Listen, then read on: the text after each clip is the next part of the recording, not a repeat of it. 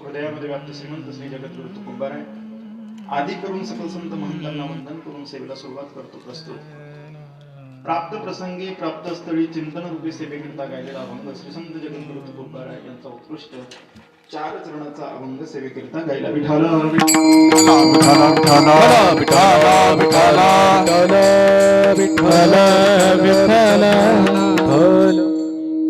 अभंग अत्यंत सुंदर आहे, चिंतनीय अशा स्वरूपाचा आहे. मला असं वाटतं या अभंगाला स्पर्श केल्याशिवाय काल्याचं कीर्तन देखील पूर्ण होत नाहीये. काल्याच्या कीर्तनाला कुठलाही जरी अभंग असला तरी मला असं वाटतं या अभंगाला स्पर्श करूनच काल्याचं कीर्तन पूर्ण होत आहे.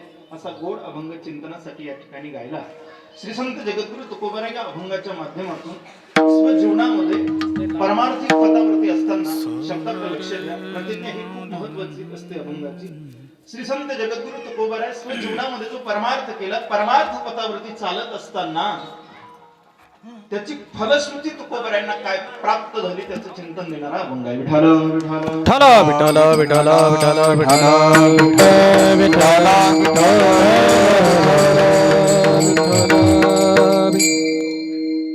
सचिन हो चिंतनाला सुरुवात करण्या अगोदर अल्पसा परिहार देणं अत्यावश्यक आहे. या ठिकाणी ही सेवा किती निमित्त आहे आपण सर्वांनाच ज्ञात आहे. सालाबाद प्रमाणे सुरू असणारा आपला अखंड हरिनाम सप्ताह अर्थात डोंगाव या नगरीमध्ये हनुमंतराय यांच्या या पवित्र प्रांगणामध्ये या ठिकाणी संपन्न होत आहे. अतिशय आनंद वाटतो. भव्य दिव्य स्वरूपामध्ये नाम साधन या ठिकाणी होत आहे. 22 वर्षापासून वारकरी संप्रदायाची ही पताका आपण आपल्या खांद्यावरती घेतलेली आहे. लक्षपूर्वक ऐका. 22 वर्षापासून वारकरी संप्रदायाची ही पताका आपण आपल्या खांद्यावरती घेतलेली आहे. माझी विनंती एकच असेल दादा वारकरी या नात्याने, वारकरी संप्रदायाची ही परंपरा जर आता आपण आपल्या खांद्यावरती घेतली असेल तर याच कार्यक्रमाची शताब्दी सुद्धा आपल्याला करायची आहे. वारकरी संप्रदायाची ही परंपरा टिकवायची आहे. वारकरी संप्रदायाची ही शताब्दी महोत्सव या ठिकाणी जर संपन्न करायचा असेल तर काय करावं लागेल आणि का करायचा आहे तो शताब्दी महोत्सव हे देखील खूप महत्वाचं आहे. एक संस्कार टिकावे असं जर वाटत असेल, वारकरी संप्रदाय हा एक दिशा देणारा संप्रदाय आहे. वारकरी संप्रदाय देव देश आणि धर्माची शिकवण देणारा संप्रदाय आहे. आज आमच्या लहान मुलांना योग्य संस्कार लागावे यासाठी मला असं वाटतं माझ्या वारकरी संप्रदायाची नितांत गरज आहे.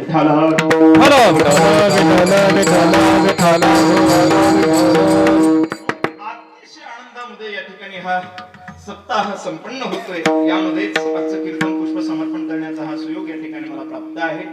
आज काल्याचं कीर्तन आणि काल्याची सेवा या ठिकाणी मला प्राप्त झाली आहे. त्याच्या पाठीमाग आमचे परमस्नेही परम आदरणीय जागतिक आरोग्य सल्लागार, आपल्या गावाचे भूमिपुत्र अर्थात सरपंच कुंडलिक भाऊ घोडके, त्यांच्या धर्मपत्नी आदरणीय पूनमताई घोडके यांच्या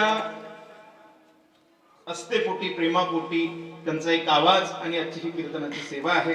नक्कीच त्यांचं हे प्रेम उत्तर नक्कीच असंच वाढत राहावं आणि त्यांच्या माध्यमातून ही फक्त गावाचीच नाही तर एक जागतिक आरोग्य सल्लागार ही पदवी देखील त्यांनी प्राप्त केलेली आहे.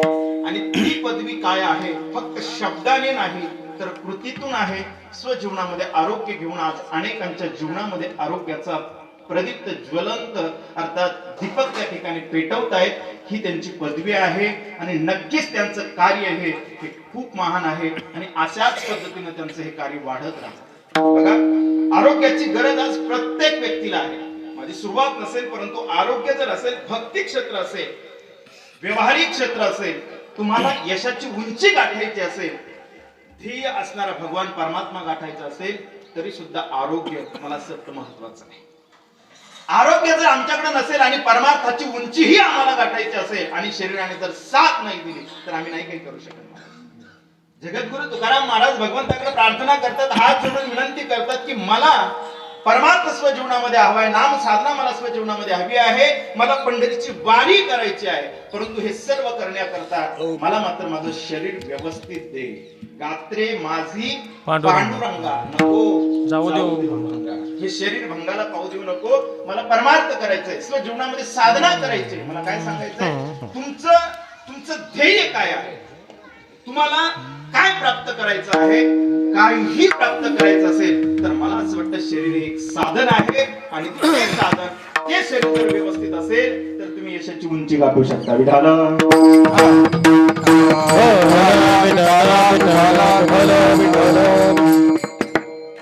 येणाऱ्या काळामध्ये हा जो फेटा दिसतोय ना बाबांचा, हा येणाऱ्या काळामध्ये दिसणार नाही. येणाऱ्या काळामध्ये फक्त लहान मुलांना आपल्याला भिंतीवरती टांगलेल्या फोटोतून सांगावं लागेल की याच बाबा असे म्हणतात.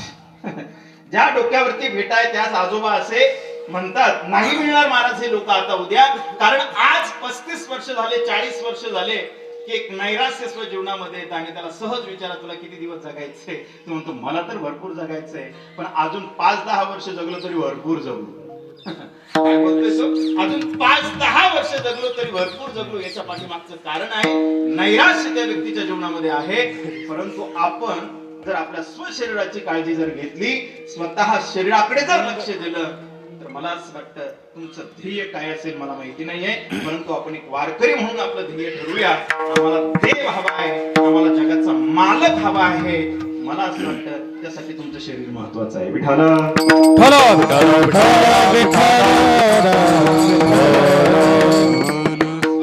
काळजी घेऊन अनेकांची काळजी जे घेतात त्यांच्या माध्यमातून आजची ही उपस्थिती माझी या ठिकाणी आहे. त्याचबरोबर या ठिकाणी संपूर्ण महाराष्ट्रातून आपण या ठिकाणी आमचे गान गंधर्व परमार्थाची विषयी प्रीती असणारे आज या ठिकाणी उपस्थित आहेत. नक्कीच गोड स्वभाव ज्यांचा आहे असे आमचे आदरणीय शरद महाराज या ठिकाणी उपस्थित आहेत. त्याचबरोबर आदरणीय माऊली महाराज आहेत आणि पक्वाजावरती ज्यांची साथ आहे असे आदरणीय चंदू महाराज. त्या त्रिमूर्तीला ब्रह्मा विष्णू आणि महेश यांना श्री साष्टांग दंडवत करतो. कारण कार्यक्रमाची शोभा वाढवावी असं जर वाटत असेल तर मला असं वाटतं दादा, स्वर्ण काय आहे, स्वर्णाचा अलंकार हा फार महत्वाचा असतो. एखादी वीट जर सोन्याची असेल परंतु त्याला आकार देण्याकरता जर सुवर्णकार नसेल तर ते आभूषण शोभून दिसत नाही, ती वीटच असेल फक्त. परंतु एखादा कीर्तनकार हा एखादी वीट आहे सोन्याची, परंतु त्याला अलंकृत करणारे ही त्रिमूर्ती अर्थात एक संगीत असतं आणि गायक वगैरे फकवास ही त्याची साथ असते आणि यांच्यामुळे कार्यक्रमाची ही शोभा असते. मग यांच्याच मुळे आहे का? नाही, तुम्ही खूप मोठे आहात, तुमच्याशिवाय ही कार्यक्रमाची शोभा नाहीये. प्रभू तुम्ही म्हशीच्या नाही बरं, प्रभू तुम्ही महिषाची मूर्ती. बापरे बाप, तुम्हाला तर अक्षरशः शिवजीची उपमा त्या ठिकाणी दिलेली आहे, म्हणून तुम्हाला देखील त्रिवार प्रणाम करतो. विठाला विठाला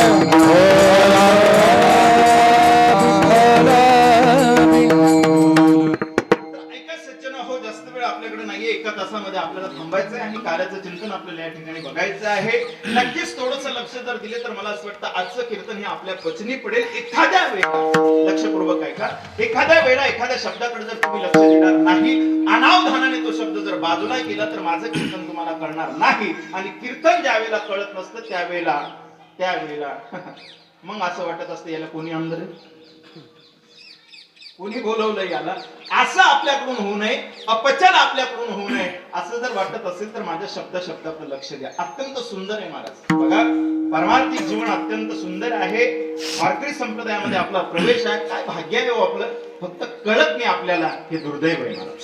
नाही सांगू तुम्हाला, वारकरी संप्रदायासारखा संप्रदाय जगाच्या पाठीवर नाही येत दादा. संप्रदाय अनेक आहेत, परंतु माझ्या म्हणेल मी माझ्या वारकरी संप्रदायासारखा संप्रदाय नाही. बरं का नाहीये? माझा वारकरी संप्रदाय हा 18 पगड जातीला एकत्र घेऊन चालतो. कुठलाही असू द्या, कुठल्याही जाती धर्माचा असू द्या, वारकरी संप्रदायाचा तर स्वीकार करतोय दादा. अरे हा वारकरी संप्रदाय आहे. मला अतिशय आनंद होतोय की ज्यांच्या सानिध्यामध्ये राहण्याचं सौभाग्य मला लाभलंय. वारकरी संप्रदायामध्ये धगधगती ज्वाला पितामह भीष्माचार्य म्हणून ज्यांची ओळख उभा महाराष्ट्र त्या ठिकाणी पाहतोय, असे आदरणीय पूजनीय उदयस्थ संपूर्ण महाराष्ट्राचा आराध्य असणारे पूजनीय वक्ते बाबा वारकरी संप्रदायाची व्याख्या देत आहेत. काय आहे तो वारकरी संप्रदाय? जो अनादी आहे, वेद बोधित आहे, सफल आहे आणि थोर पुरुषांनी स्वीकृत आहे. या 4 अवच्छेदकांनी जो बोलला जातो ना त्याला वारकरी संप्रदाय म्हणा. काय सुंदर व्याख्या केली. अनादी वारकरी संप्रदाय नाही सांगता येत महाराज आम्हालाच. इथपर्यंत बोलता येईल आम्हाला. आदिनाथ गुरु सकळ सिद्धांचा मच्छिंद्र दयाचा मुख्य शिष्य मच्छिंद्राने बोलत गोरक्षासी केला, गोरक्ष ओळला गृहिणी प्रती बोलता येईल. पण याचा अर्थ वारकरी संप्रदायाची सुरुवात नाही सांगता येणार आम्हाला. त्या अगोदर काय, यालाच अनादी म्हणतायत. सक्षम अनादी वेद बोधित आहे. वेदाने देखील माझ्या वारकरी संप्रदायाला संमती दिली. अनादी वेदबोधित सफल आहे. ज्यांचा प्रवेश वारकरी संप्रदायामध्ये असेल त्यांचं जीवन धन्य वा कृतार्थ झाल्याशिवाय राहत नाही महाराज. अनादी वेदबोधित सफल आणि थोर पुरुष जगद्गुरु वल्लभाचार्य, जगद्गुरु शंकराचार्य आधी करून जेवढे विद्वत रत्न या भूतलावरती झाले या सर्वांनीच वारकरी संप्रदायाला स्वीकृती दिली. अरे तो माझा वारकरी संप्रदाय. अजून सांगू, ज्या वारकरी संप्रदायामध्ये विश्व माऊली ज्ञानोबा आहे, ज्या वारकरी संप्रदायामध्ये जगद्गुरु तुकाराम महाराज आहे, अरे ज्या वारकरी संप्रदायामध्ये पंढरीधीश भगवान परमात्माचे जडिवाळ भक्त नामदेव महाराज, याही पुढे सांगू, अरे 18 पगड जाती ज्या ठिकाणी एकत्र नांदताय तो माझा वारकरी संप्रदाय आहे. सच्चा ही विराटता, ही वैभवता वारकरी संप्रदायाची आहे, म्हणून महानता आहे. पण मला असं वाटतं कोण्याही जीवाचा यारे यारे लहान थोर ही शिकवण देणारा तोच एक वारकरी. पण आज दुर्दैव वाटतं की कीर्तनकार सुद्धा जातीचे बघून घेतले जातात. हे दुर्दैवच ना शरद महाराज. कीर्तनकार सुद्धा जातीचे बघून घेतल्या जातात. जिथं कंबर बांधून आम्ही समाजाला दिशा देतो तिथं जर हा प्रश्न उपस्थित होत असेल की हा कुठल्या जातीचा आहे, काय शिकवण आहे, आणि समाज तरी आमच्याकडून काय घेणार आहे. एक सांगू दादा, कधी कधी असं वाटतं ना की फक्त कंबर बांधून कीर्तन करून 2 रुपये मिळावेत यासाठी हा व्यवसाय ते सोडून दुर्दैव वाटतं बरं का, माफ करा मला. परंतु कधी कधी खूप खिन्न अवस्था होऊन जाते की ज्या संतांची शिकवण आम्हाला समाजाला द्यायची, परंतु कृतीतून जर आमच्यात उतरत नसेल तर आम्ही जगाला काय दिशा देणार आहे. त्याला विठाला विठाला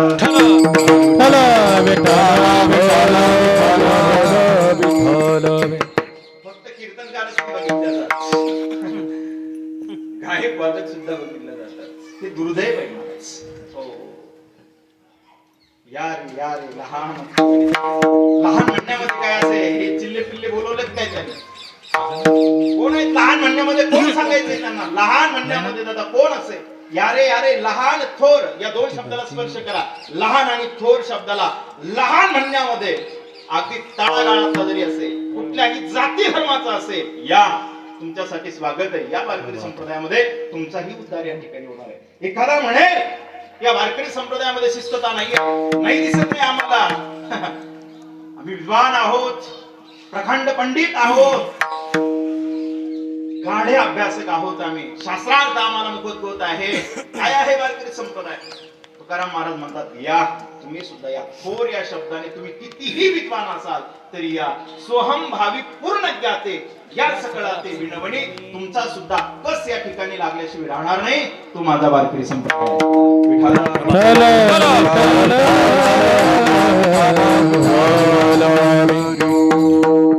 लहान थोर अर्थात कुठल्याही जाती धर्माचा व्यक्ती या ठिकाणी स्वीकारला जातो तो माझा वारकरी संप्रदाय. किती वाक्य आहे ना आपलं. आणि त्या वारकरी संप्रदायामध्ये आपला प्रवेश आहे. सज्जन हो, नक्कीच ही विचारधारा आपल्या जीवनामध्ये ठेवा. नक्कीच हीच विचारधारा तुमच्या हृदयामध्ये कोरून ठेवा दादा.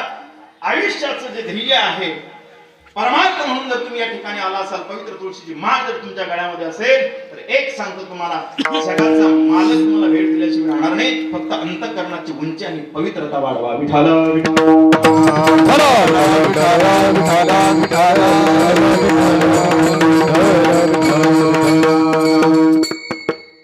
काय केलं दादा स्वजीवनामध्ये? तुकोबर आहे जे बोलतायत, तुकोबरांचे जे अभंग निघालेत, त्यांच्या वाणीतून जे शब्द बाहेर पडले, तुकोबरांचे शब्द बाहेर पडत होते ना, तुकोबरांची कृती सुद्धा तशीच होती महाराज. फक्त बोलण्यापुरती मर्यादित नव्हती, शब्दाने फक्त इतरांना ज्ञान देण्यापुरती नव्हती, तर तुकोबरांचे बोलत होते. ज्यांच्या वाणीतून जे शब्द बाहेर पडत होते तशी त्यांची कृती आहे. वर्ग 2 आहे. एक फक्त बोले कृती नसे, एक कृतीतही असे आणि बोलण्यातही असे. तुकाराम महाराज बोलतातही आणि कृतीतही आहे. आम्ही कंबर बांधून लोकांना सांगू शकतो परमार्थ करा, भगवंताचं नाम चिंतन करा, हे सांगता येतं. पण आमच्या जीवनात असेल असं मात्र राम नाम स्मरा आधी हे सांगण्यापुरतं आहे, हे शिकवण्यापुरतं आहे. पण आम्ही नामस्मरण करू असा त्याचा अर्थ होत नाही. तुकोबरांनी स्वजीवनामध्ये परमार्थ पथावरती असताना आपण प्रतिज्ञाच केलेली आहे की स्वजीवनामध्ये जी साधना तुकोबरांना केली त्या साधनेची फलश्रुती तुकोबरांना काय प्राप्त झाली का थोडस लक्ष द्या दादा, खूप महत्वाचं. काय साधना होती तुकोबरांच्या जीवनामध्ये? परमार्थ पथावरती तुकोबरांना असताना काय प्राप्त केले महाराज, त्याची फलश्रुती तुकोबरांना काय प्राप्त झाली? अभंग बघा दिसायला नेहमी आपण काल्याच्या चिंतनातून हा अभंग ऐकतो, परंतु या अभंगाची फलश्रुती बघा तुकोबरायांची साधना एकीकडे आहे आणि फलश्रुती एकीकडे आहे. काय साधना आहे तुकोबरायांची? कंठी धरीला कृष्णमणी ही साधना आहे. अवघा जनी प्रकाश ही त्याची फलश्रुती आहे. कंठी धरीला कृष्णमणी ही साधना आहे. काला वाटू एकदम एका वैष्णव निका संभ्रम ही त्याची फलश्रुती आहे. कंठी धरीला कृष्णमणी ही साधना आहे. वाकुलिया ब्रह्मादिका उत्तम लोका दाखवू ही त्याची फलश्रुती आहे. साधना कंठी धरीला कृष्णमणी ही साधना आहे. तुका म्हणे भूमंडळी आम्ही बळी वीरगाडे ही त्याची फलश्रुती आहे. म्हणजे या अभंगाच्या पहिल्या चरणाचा पूर्वार्ध आपल्याला साधना दर्शवतो आणि उरलेले 3.5 चरण आपल्याला त्याची फलश्रुती दाखवतो. विठाला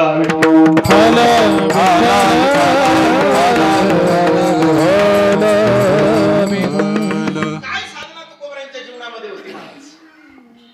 परमार्थ पदावरती असताना तुकोबरायांनी फक्त साधनाच केली का? आणि साधना ज्या ठिकाणी असेल, अंतःकरणापासून असेल, सत्यता ज्या ठिकाणी असेल, तिथं संघर्ष ठरलेलाच आहे. सहज झाली का तुकोबरायांची साधना?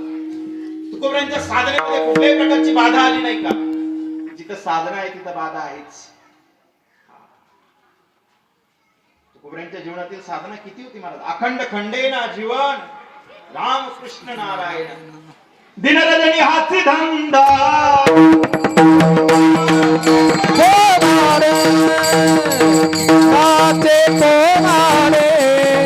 गोविंदाचे पोवाडे राची धंदा गोविंदाचे पोवाडे गोविंदाचे पोवाडे गोविंदाचे पोवाडे दीन रजनी हाची धंदा गोविंदाचे पोवाडे दीन रजनी हाची धंदा गोविंदाचे पोवाडे गोविंदाचे पोवाडे गोविंदाचे दिनरजनी हाची धंदा गोविंदाचे पोवाडे दिनरजनी हाची धंदा गोविंदाचे पोवाडे गोविंदाचे पोवाडे गोविंदाचे पोवाडे परमार्थ साधना जीवनाची साधना दिनरजनी हाती धंदा धंदा म्हटलं कुठला? गोविंदाचे पोवाडे. आमचा धंदा कुठला आहे? दिनरजनी हाती धंदा याचे त्याचे उखाडे. आपला धंदाच काय आहे? कीर्तनकार मनासारखा नाही वाटलं अख्खा दिवस त्याच्याबद्दल त्याचं उडवणार. हा आमचा धंदा. एखाद्या गायकाची चाल आम्हाला नाही आवडली, आपल्याला स्वतः काहीच येत नाही, पण दिवसभर त्याच्या विषयीची निंदा करणे आम्हाला जे येत नाही, पण आम्ही दुसऱ्याचे मात्र उखाडे काढतो महाराज. बरोबर आहे ना? हा. आमचा धंदाच बसलाय, ओट्यावरती बसलो. काय धंदा आहे आमचा? तुमच्या गावात आहे का असं? कोणता ओटा म्हणतात त्याला? हा, उत्सव आहे का तुमच्याकडे? तुमच्या चेहऱ्यावरची स्माईल दाखवते की नक्कीच आहे तो. असं गाव नाही की ज्या गावात नाही. काय सर तुमच्या गावात तुम्ही ओट्यावर नाही ना बघता? जे ओट्यावर आहेत त्यांना विचारा महाराज किती खटाटोप असतो त्या ओट्यावरती. काहीच नसतं महाराज. बसल्या बसल्या ओट्यावरती याची निंदा त्याची निंदा, हा असा तो तसा, याची वैरी असते त्याची वैरी असते. आपल्याला काय घेणं देणं आहे? पण सारखी निंदा हा धंदा आपला बनलाय महाराज. इमानदारीने सांगा स्वतःला, फक्त खरंच सांगा, किती वेळ आपण भगवंताचं नामस्मरण करतो? कीर्तनासाठी येत असताना देखील अंतःकरणामध्ये एक भाव आहे का? मला सांगा ना. मला एक सांगू देतो तुम्हाला. परमार्थाचं ध्येय कीर्तनाचं जर स्वरूप असेल ना तर ते नामसंकीर्तन आहे. लक्षात ठेवा. वक्ता एखाद्या वेळेला येतो, मी तुम्हाला बोलणार आहे, हे माझं प्रबोधन असेल. एखाद्या वेळेला मी तुमच्या समोर व्यक्त होतोय, हे माझं व्याख्यान असेल. पण ज्या वेळेला हाताने टाळी आणि मुखाने तुम्ही भगवंताचं भजन करताना ते खऱ्या अर्थाने कीर्तन असेल. दादा करतोय आम्ही आज कीर्तन, आम्ही किर्र होतोय, पण आम्ही कीर्तन नाही करत. संसाराच्या तापाने एवढं किर होतोय आम्ही, पण मला असं वाटतं संसाराच्या तापाने किर झाल्यानंतर अंतःकरणाची शुद्धता वाढवावी असं जर वाटत असेल तर त्यासाठी कीर्तन आहे. पण येतोय का? आज कीर्तनाचा अंग होय अंग हरिरूप अंग हरिरूप भाव. त्यासाठी कीर्तन. मग कुठलं कीर्तन? व्याख्यान हे कीर्तन ठरू शकत नाही. होय अंग हरिरूप हे संपूर्ण शरीर होय अंग हरिरूप. हरिरूप अंग होय यासाठी व्याख्यानाने कधीच होणार नाही. मग होय अंग हरिरूप होण्यासाठी वाणीने त्या भगवंताचं भजन करावं लागेल दादा. आणि वाणीने ज्यावेळेला आम्ही भगवंताचं भजन करू त्यावेळेला जगाचा मालक सुद्धा इथं नाचायला आल्याशिवाय राहणार नाही महाराज.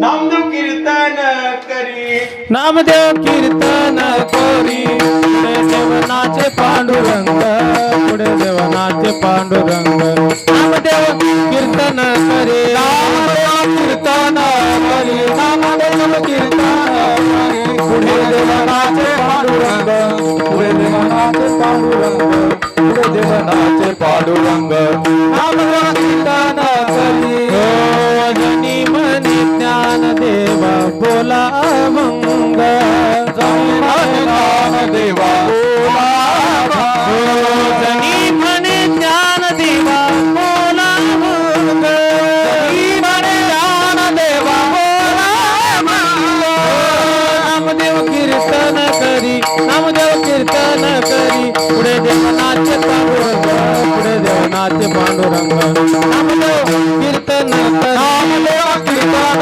करी नामदेव कीर्तन करी पुढे देवनाचे पांडुरंग पुढे देवनाचे पांडुरंग नामदेव कीर्तन करी.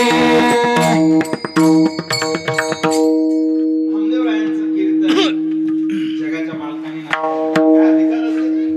ही कीर्तनाची परंपरा आहे. होय अंग हरिरूप स्वशरीर हरिरूप होण्यासाठी मुखाने उद्घोष व्हावा लागतो. भगवंताचं नामस्मरण चिंतन अखंड खंडेना जीवन याला म्हणता येतात. त्यावेळेला जगाचा मालक येतो. एवढा